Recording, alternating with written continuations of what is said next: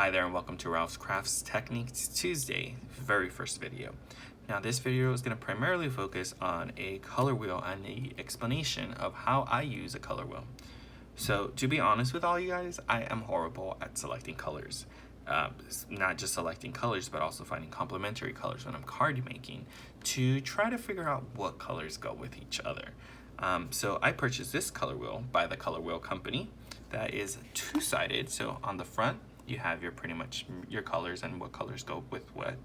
And on your back, you have your mixing of colors and what they'll end up looking like depending on what color you're adding. So I really don't use this as much on the back because I don't mix colors. I primarily use the front or this side of the color wheel because I struggle with finding complementary colors that go with each other. Now what I like about this wheel is it pretty much gives you a quick explanation on how to use this color wheel. So it tells you to turn the dial to whatever color you want, and it's gonna let you know that depending on what color you select, this diagram in the center, it's gonna show you the complementary color, split color, or split complementary color, and the triad color. Now, if you're like me and have no idea what the heck that means, they explain to you what those mean on this section, which is something that I love. So on the left side, you have the harmonious color schemes. You have monochromatic, which is basically telling you to use the tint, tone, and shade for just one color, and those will obviously always look great together.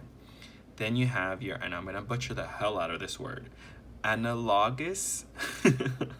It basically means that using the color wheel that are adjacent to each other on the color wheel, which doesn't make sense to me, use at least 2 but no more than 5 consecutive colors of the wheel. So they give an example here, which is also great because in that case, when I struggle with understanding that, it tells me kind of like a quick rundown of what they meant. So this is saying an example. We got yellow, green, green. Let me move this over because it was a little bit over here. Blue, green, and green. So this is what they called an analogous. I'm not gonna try to say that word again, but it's basically saying that that these 4 colors will always go together, right? So they mean like if you pick a yellow green, we want a green, but if you use a green, you can also use blue green. If you use a blue green, you can use a blue. Now, whether you can use a yellow green and a blue, I'm not 100% sure. See, and this is what I mean. This is the reason why I bought a color wheel. But anyways, then you have your complementary colors. So what this means is you're using any 2 colors directly opposite of each other on the color wheel. So this example, they're using blue and orange. So you gotta, again, turn your wheel to the pure color blue. The complementary color for that would be a shade of orange. So you can use a tint, tone, or a shade of that orange. And that to me was something I really quite enjoy because if I need help with something, I can go ahead and pull that out. So on here, we also have what each of these words mean. So you have split complementary, which is this portion here, or these bottom 2 that's adjacent to that one pure color, meaning that you can use any of these 2 colors and they'll still go great with this, depending on the shade, tint, or tone. Then you have your triad, which is basically using 3 colors equally spaced from each other on the wheel. Example, orange, violet, and green. So we can see here, orange is, move it. So it's saying orange, and then this other triangle and piece goes to green, and then it connects to a violet. So that's what it's basically saying. So it's saying that if you pick a tint here, and you pick a tone here, and you pick a shade here, they'll end up going together pretty nice. And that to me, I would never have thought that green, orange, and violet go together. This is what I'm telling you, that this is why I love this color wheel, because it pretty much helps me see how the colors go. Now again, you also have to keep in mind how you're going to be layering it, because again, you can't just put all of them together and they'll look fine. You also need to think about how you're going to be layering it to make it look nice, to make it look cohesive. But that's pretty much it on the color wheel.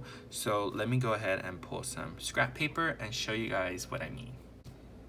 So I went ahead and grabbed my color card swatches that I purchased from a card company called Cards and Pockets.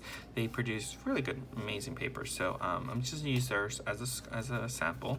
So I want to go ahead and pretty much select like a red violet kind of color. So I'm gonna go towards, I mean, I guess burgundy is fine. But again, this is where I struggle with my colors.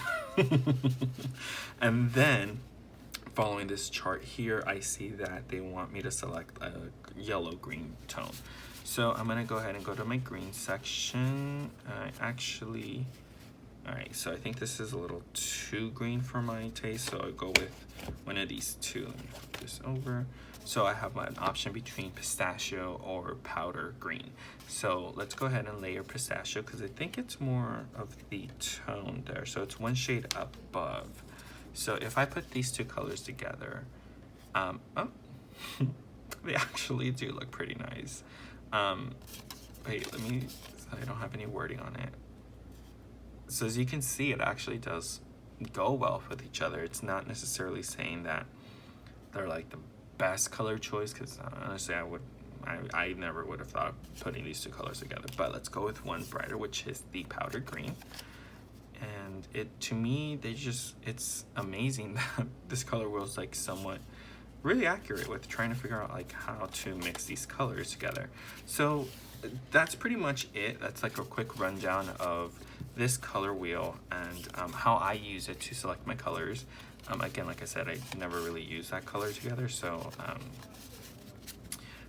these are pretty much what I use all the time and try to figure out like how to get these cards, or I shouldn't say cards, how to get this card stock to match with each other, right?